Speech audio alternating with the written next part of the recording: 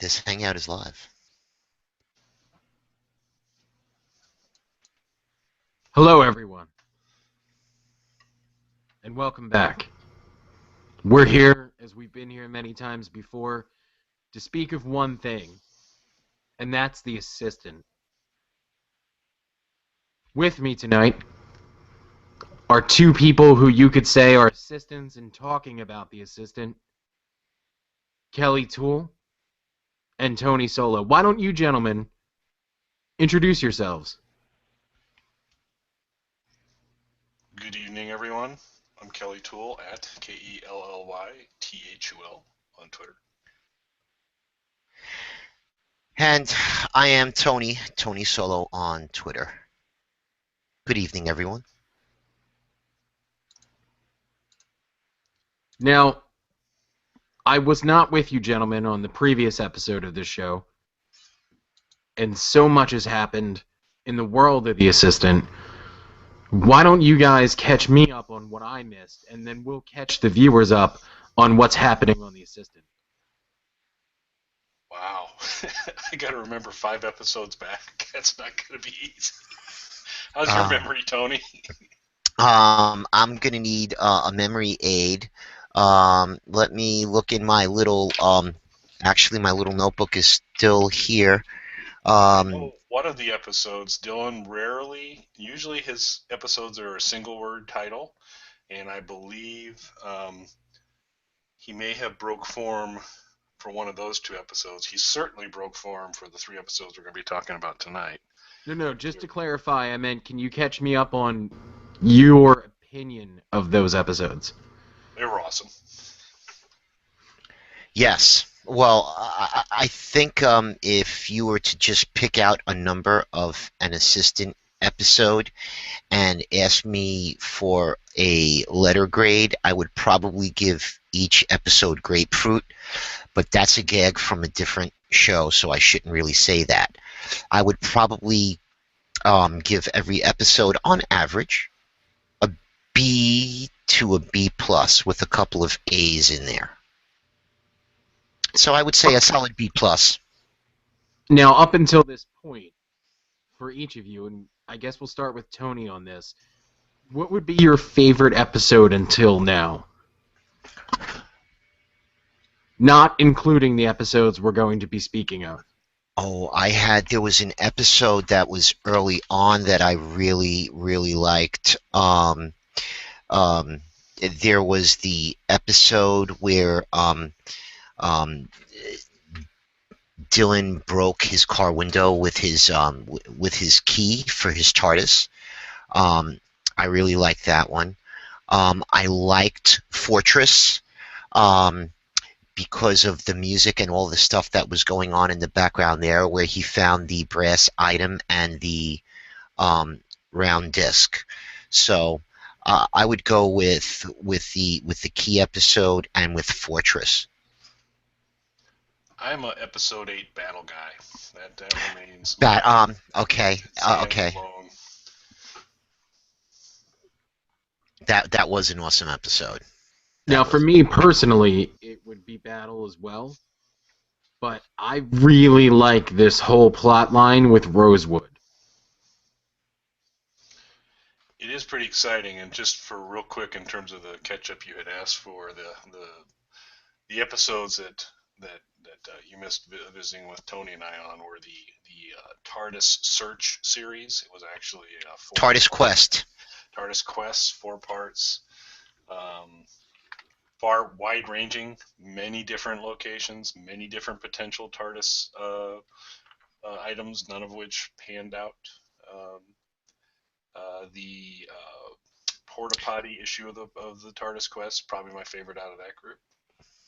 I kind of liked the garbage, the dumpster one, because there was 3 large dumpsters and Dylan was looking in each one of them to see if it was his TARDIS, and the last one, it almost didn't open, and then it opened. So there was some chicanery going on there. But I believe in the last episode in the TARDIS Quest, Dylan mentioned Rosewood, and Kelly and I did not know what Rosewood was.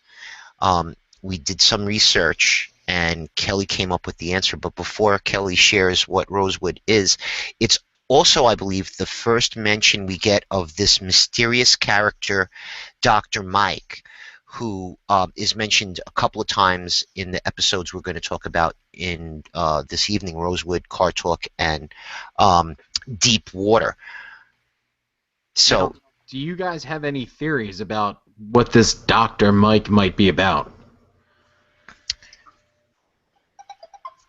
um, I think it might be a puppy.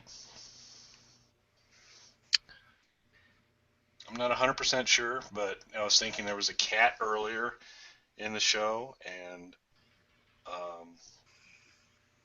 could be a puppy. That's my current theory. I thought it was going to be like a car mechanic that was going to fix his window, but I'm guessing maybe it's somebody that's got to be in league with Dylan, whether or not it's a mentor or a colleague, but we shall see. Yeah, and I don't know if he's a Time Lord or well. So I guess if I understand the assistant universe correctly, within the Time Lord grouping, there are doctors and assistants. So an assistant can be a Time Lord, and a doctor can be a Time Lord. So I don't know if Dr. Mike. I think Dylan may have indicated that Dr. Mike was also a Time Lord. And maybe he's the assistant to Dr. Mike. Now, can assistants have companions? That's another question that we would pose. Can assistants have companions? And is Dylan going to have a companion in the future? And what's a great companion? A dog. Quite possibly. Or, I know someone who'd be a great companion. I'm thinking of Myrna, Lee Myrn. She would be a great companion. How about you, Kelly? Any suggestions for some kind of companion? I don't think I can improve upon that. I think that's a fantastic idea. Now, let me ask you, Tony, what qualities about Myrna do you think make her a great companion? She is one of those people that if you follow Twitter, when a show is on, she does a lot of tweeting, and so she is someone that could talk a lot and spur ideas in the assistant, and get his imaginatory and his problem-solving parts of his mind working to the fullest of his capacity. Now, it's interesting that you bring Twitter up, because the way a lot of people tweet is in sort of an off-the-cuff, and you could say improvised manner. So that sort of quick thinking could help develop things along, as you say, with the improvised nature of the assistant to begin with. Right, and if you add the limited number of characters that you have to work with on Twitter, you are limited to what you can say. So if you want to make that impact, you have to be succinct, and So I think, yeah. I think that's a solid suggestion. Now, how much I feel like it was perhaps subtext in these episodes that we're speaking of now that we just rewatched prior to this. But I think we're going to see, or maybe this is just me, maybe you guys feel differently, how much of a role will the music of Cat Stevens play moving forward with the assistant? I was not prepared to answer that question. Well, and I have dated it specifically because you notice I said Cat Stevens and not Youssef. Right. Well, I don't know. I know in one episode there was the theme from The Walking Dead playing in the background from Bear McCreary. So I don't know how big of a Cat Stevens fan Dylan is. I'm gonna guess that Dylan would go more towards 80 alt rock type, 80 a 90s alt rock type band like REM or YouTube or something along those lines instead of going down to a Cat Stevens. Or Menudo. I think that's another possibility. Or Boys to Men is another possibility.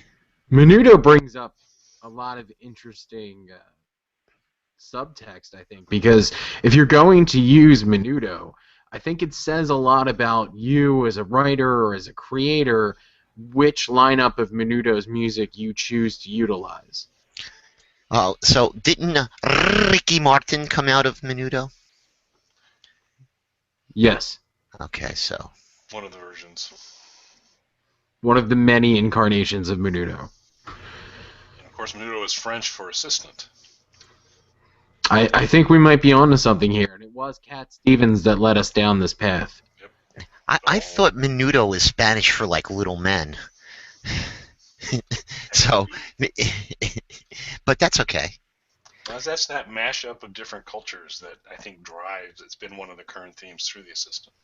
Yeah, and the assistant is a multicultural melting pot. So, Now, I don't know about you guys, maybe this is kind of a crazy idea, but when we were watching these episodes, and he finds the button on the ground by that quarry area, I can't remember off the top of my head what it was called. Kelly, do you remember? Which episode that was? that was Deep Water, and Deep that was Water? Okay. When he was by the quarry in the Deep Water episode, and he finds the button, and Tony had brought up previous episodes where, like Fortress, where he's found objects. I was thinking there should be, maybe not on the video, but maybe this is something that Dylan can or possibly already has in the works, could make something like an inventory list, but I thought it would be cool to see it as if it was an old school style role-playing game where you have an inventory screen with all of your items on it. Oh, that would be very cool. Do you guys have it show up? That would be excellent. And given, because I don't think the button was CGI. I think that was an actual physical prop versus CGI. But if he could start to introduce that little kind of status inventory overlay, that'd be great. Now, given Dylan's approach, he might have to draw that on a piece of cardboard and hold it up in the lower corner as he films. But a little inventory status might be kind of cool. what also could be if you're going to follow that path.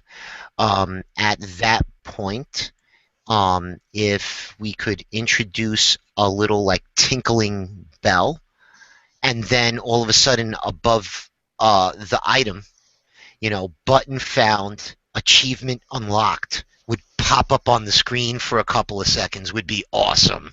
So if you're gonna go into the old style RPGs or role playing games, that would be awesome, or level up, like if he finds another item and stuff. And I love the level up idea.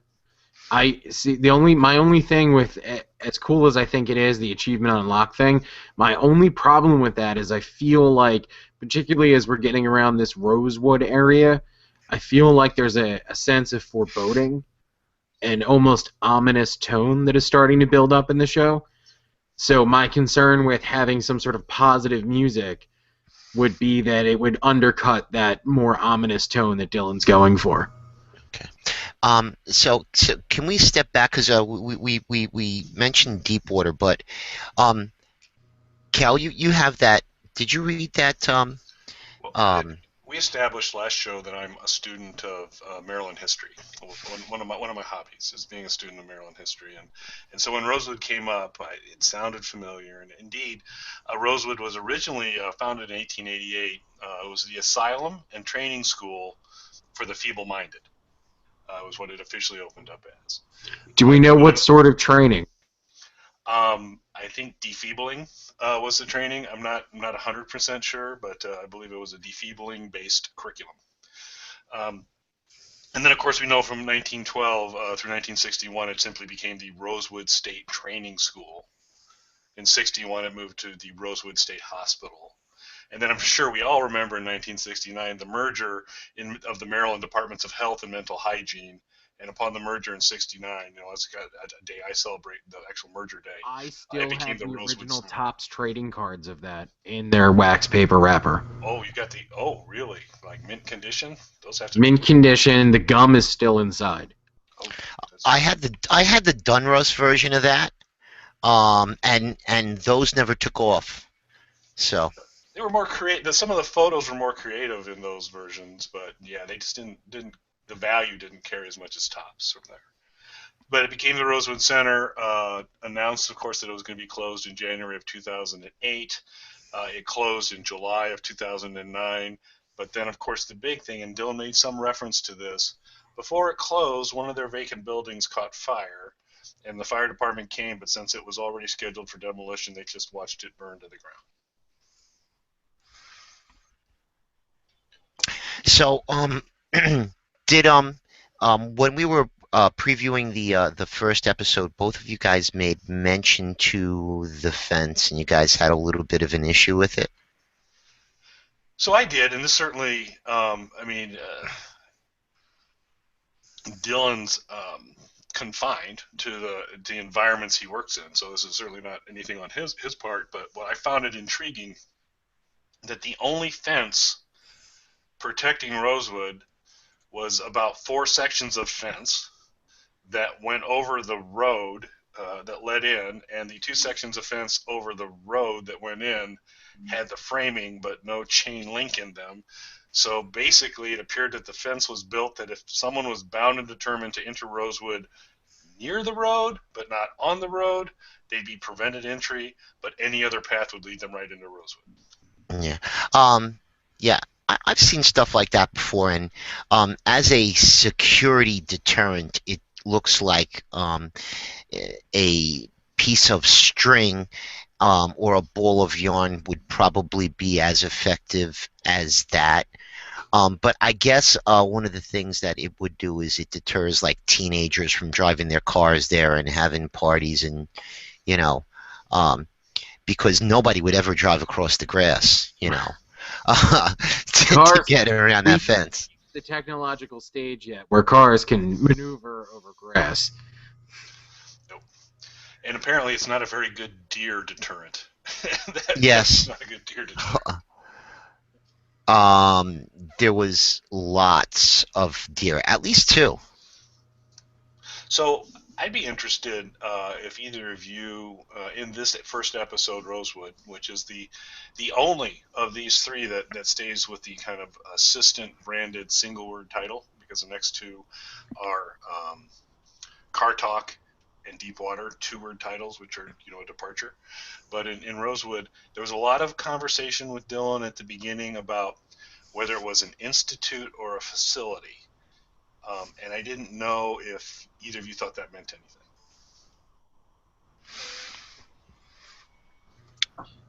Well, the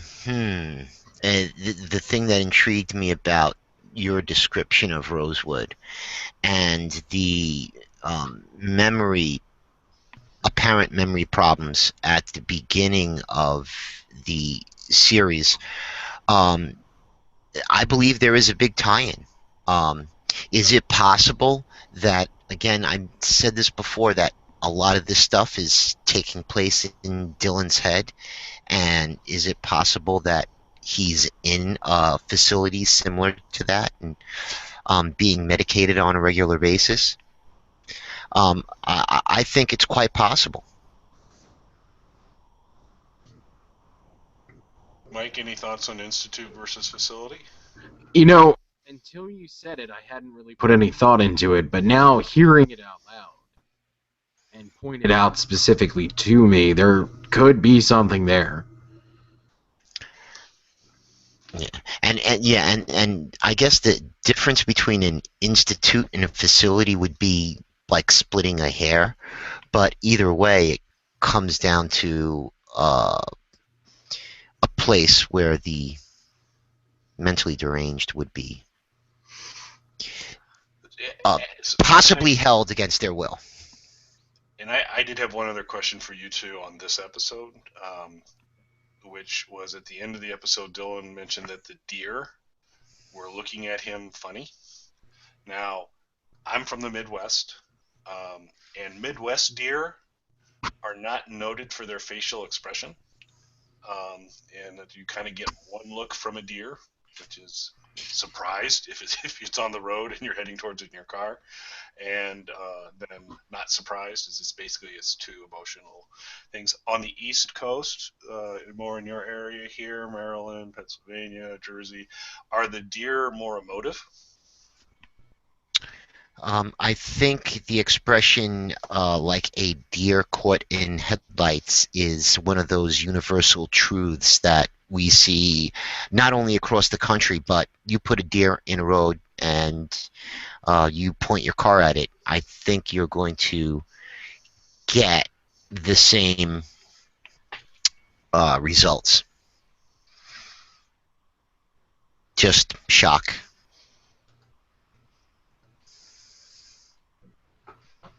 I don't know. I think sometimes when I'm looking at deer and other animals, I feel, and maybe it's me imposing humanity upon them, but I feel like there's a more, not expression, but there is a tone to them, an aura about them. I don't know. Maybe that's all in my head. They're tasty. They are. I do believe that East Coast deer are ruder than Midwest deer, but that could just be. I think that's a misconception. Um, the deer around my house are nice corn-fed deer, and they seem to uh, only eat the sweetest corn and They don't go, pumpkins. hey, I'm grazing here. They don't do that. Nah, they don't talk like that.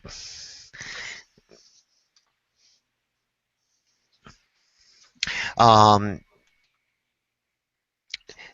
we need to talk a little bit more about this Dr. Mike character before, because I see we've been here for about 20 minutes or so. I'd really love to know more about this Dr. Mike character.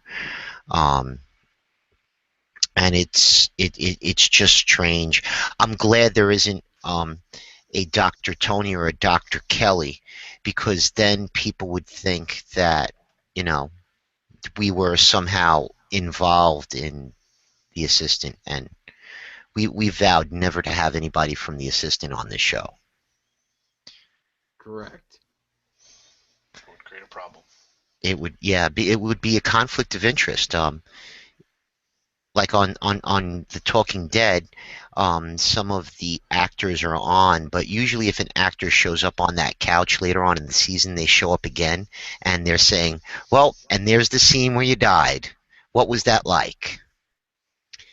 So, it's interesting. Yeah, I wouldn't want to be in that position on this show. We need to have a definitive line between the show and what we're doing here, analyzing the show as a third party. Just for pure objectivity reasons, if nothing else. So, Correct. the only question I have for you guys is, getting back to the inventory. We've got a piece of, I'm going to say, gold, although it's probably not gold. We've got a piece of silver, and now we've got bronze or brass button. Are we going to see more different types of metal, do you think?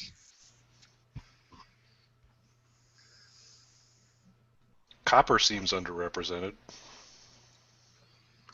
I would like to see copper. Maybe a little tin. Aluminum?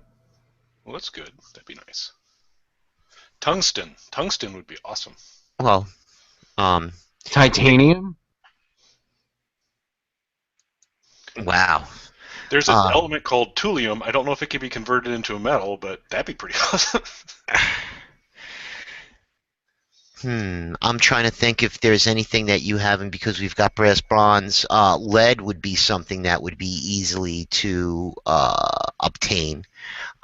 Titanium a little bit tougher, in its pure form. Aluminum is quite easy to get. I'm just wondering, because these objects don't seem to have any connection except that they're all in Gary's sack.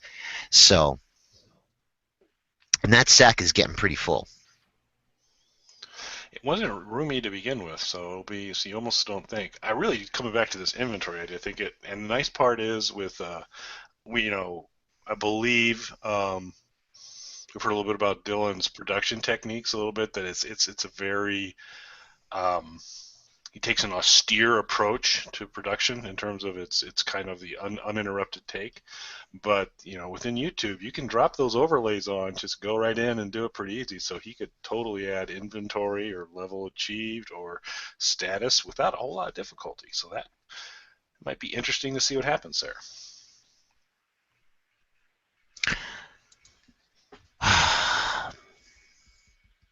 So what do you guys want to see next in the assistant? What are you looking forward to happening?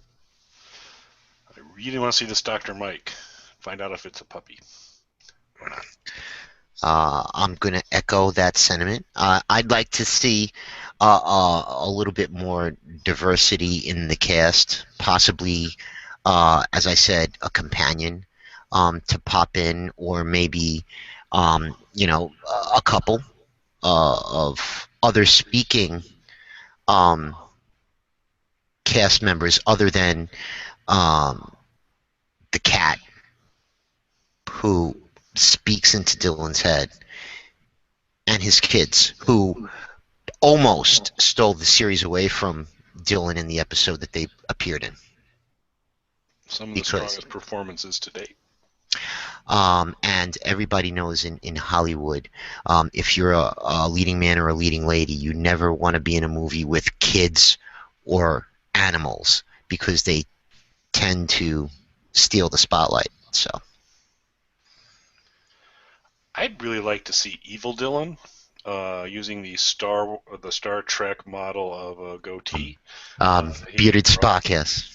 And so there'd be our good Dylan assistant and then Evil Dylan assistant. I think something like that would be kind of a nice call out to another franchise, and fairly interesting.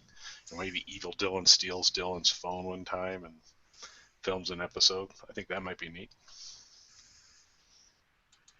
I like that as well. I think that's an excellent idea. So what would you like to see, Mike? Did you have anything that you'd like to see besides this Dr. Mike character? Aside from Dr. Mike, I'm anxious to see how Cat Stevens' music plays a role in the show.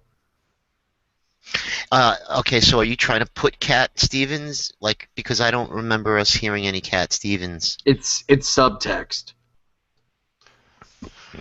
I think if you're really... music, but you hear the notes. Yeah, I think if you really go back and rewatch the last few episodes, and I think you'll be on the same page as me with this. I can see that.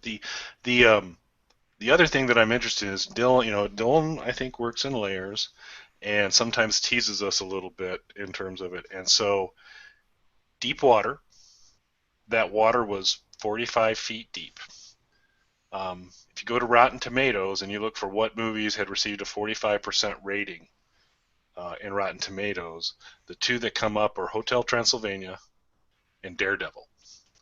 And so I just wonder at some point in time whether there's some connectivity there.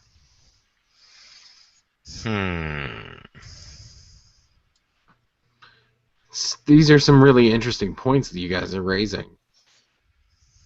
I personally enjoyed Hotel Transylvania. Maybe we'll have an animated episode of The Assistant.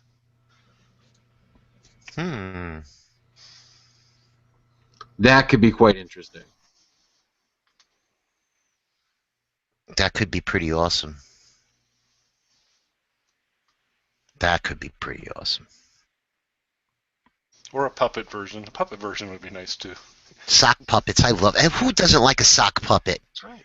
And then he could have his companion talking to his companion, the sock puppet. There Well, you go. For our 2 cents, Dylan, put a sock on it. Just to build on your animated, anytime Dylan goes into his TARDIS, it could, turn into animation, kind of like the way the Wizard of Oz went from black and white to color when she ended up in Oz. So yeah, that'd be awesome. That's a lot of work, though. How familiar are you guys with the work of David Lynch? Didn't he do Twin Peaks and Dune? yes. Twin Peaks, Dune, Lost Highway. So he had an animated series called Dumbland. I'm not familiar with that. So the animation style was incredibly crude. It made South Park look like the shining moments of Pixar. Oh my. And but it was something that he did entirely on his own with no animation experience. He did all of the animating and all of the voices himself on the show. And he did it intentionally with no experience, did not invest in expensive software or anything like that. Something that he did completely on his own. And I could see Dylan... Dr. Mike is here. That's Dr. Mike. Say hello, Leo. Say hi. Say hi, puppy. All right. I can see a little bit... Hi, puppy. influence of David Lynch in Dylan's work. And I could see, if you wanted to go the animated route, something that's along the lines of Dumbland. I can see that. That'd be neat. So there are a lot. Now we all know Dylan has an arc in mind already, but maybe a couple of these ideas are, could nudge it left or right a little bit, work them in. So that would be good. We'll have to see.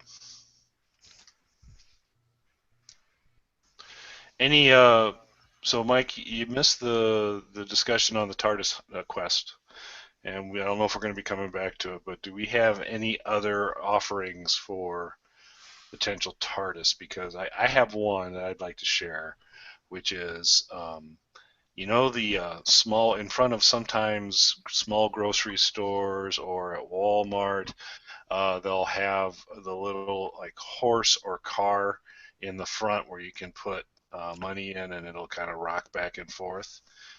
That would be a good one for Dylan to test out as a TARDIS, I think.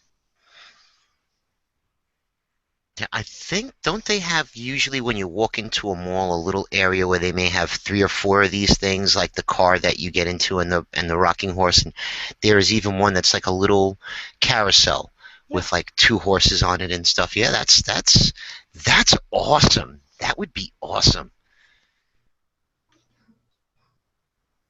You guys got any additional ones we want to? What if a person were the TARDIS?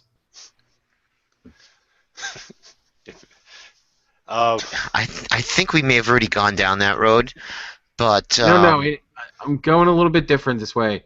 What if he had to build a suit out of people, Buffalo Bill style?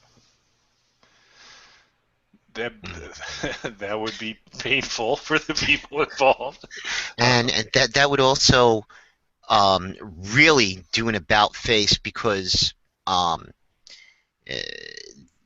would be a game changer, I would say.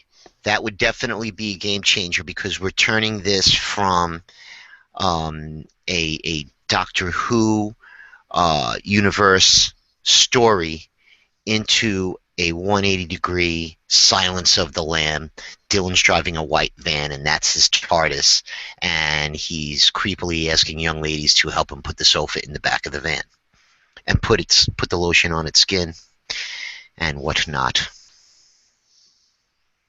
So what a slight variant of that, with a person being the TARDIS, that might be fun, is if Dylan would... I know Dylan has given some consideration to using a mall as a setting in different approaches and things, is if he would just go to a mall sometime and randomly jump on people's back and say, are you my... Okay. So I'm just gonna put this out there. That would definitely get him into some trouble with the police, Probably would. and that is something that we don't want to happen at all. But it would be really Um, funny. It really would.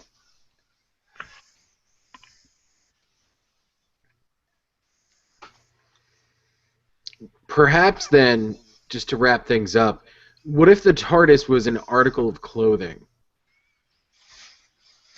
Or something he wore on him, maybe not clothing, but something he wore on him. Maybe the TARDIS is like a pillowcase. Like a large pillowcase that he pulls over himself, and to people out around him, it just looks like he has something pulled over his head. But then you see from Dylan's perspective, and you know the whole big on the inside thing. I thought a TARDIS had to be like an object, though. Like, Does it? Kelly, we refer to you with this stuff. Yeah. So it traditionally has been, but I think given the technology of the TARDIS, that it's it's larger on the inside than the outside. I don't know if it necessarily has to be confined that it's a rigid structure to begin with, like the police box or those types of things.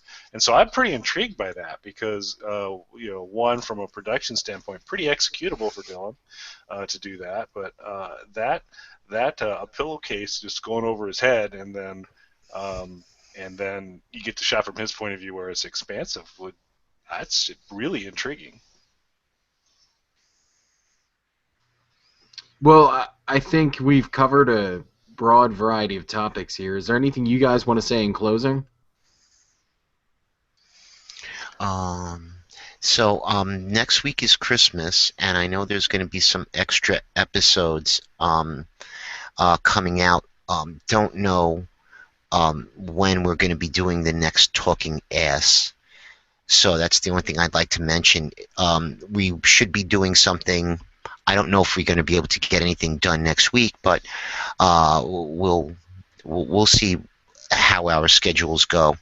But I believe my sources tell me that there are going to be at least 4 episodes and possibly a Christmas surprise.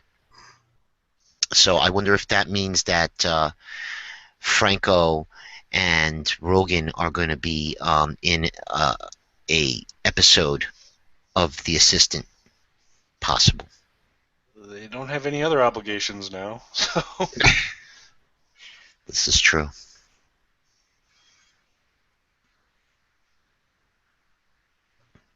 Well then, unless you guys have anything to add, I think we can seal this episode of Talking Ass up.